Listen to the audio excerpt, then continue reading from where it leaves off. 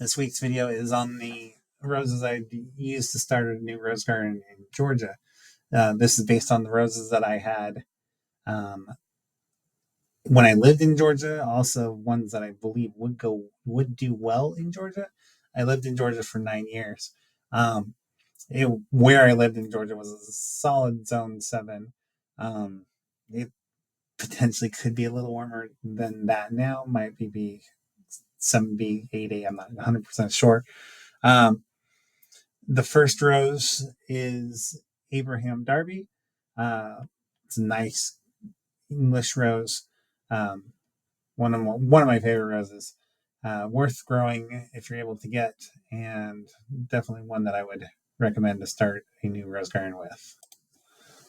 The next rose is Iceberg. It grew really well for me in my rose garden in Georgia. Um, and some Floribunda rose.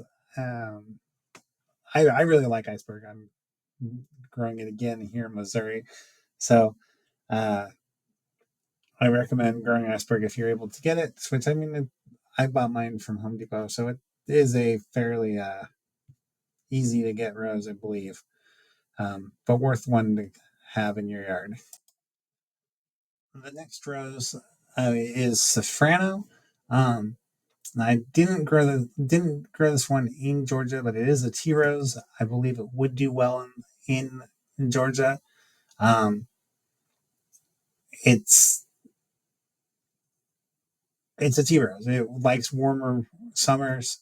It does like warmer winters, but I mean, when I lived in Georgia, the winters were pretty mild for the most part. So it should be fine. I found that the warmer climate zones liked Georgia better than the colder ones. I'll touch on that at the end of the video, by the way. But Safrano would do fine in Georgia, I believe. The next rose is the chestnut rose. This version that I grew in Georgia was the double version. I'm currently, I just started this year in Missouri growing both the double and the single, so we'll see how those do. But in Georgia, it did great. It started growing pretty decently in the 2-3 years that I had it.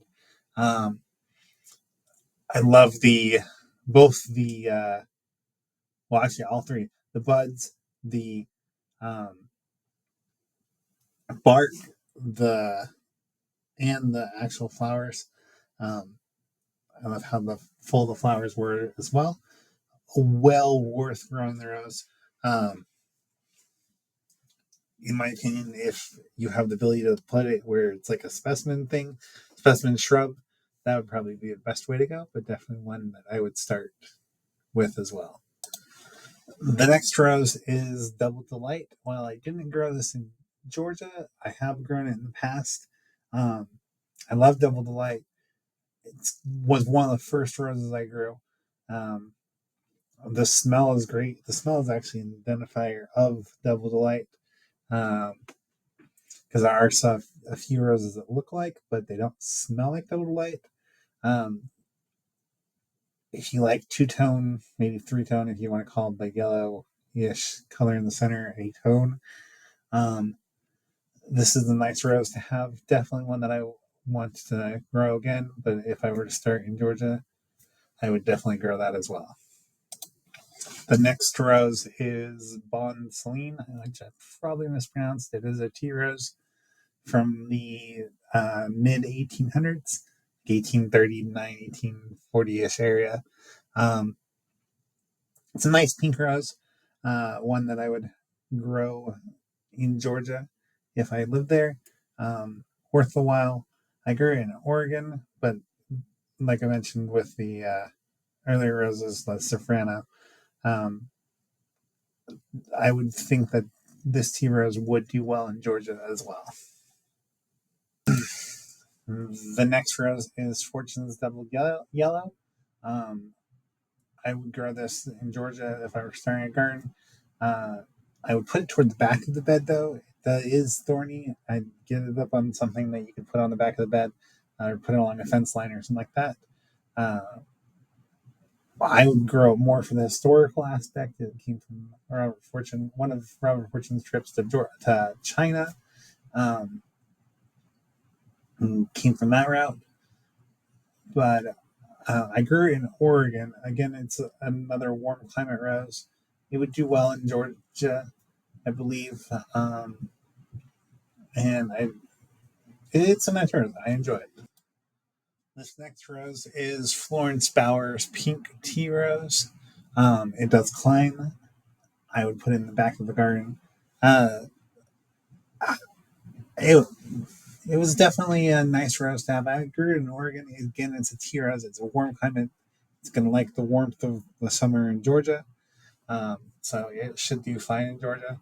I wouldn't mind growing it. If I lived in a warmer climate, I probably would. But it's one I would start with. The next rose is Old Blush. I did grow this one in Georgia. Um, it did great. It loved it there. Definitely a outstanding rose for the Georgia area, or at least where I lived in the Zone 7. I didn't have too many issues with it. So it's a good rose to have, one that I would start a garden with as well.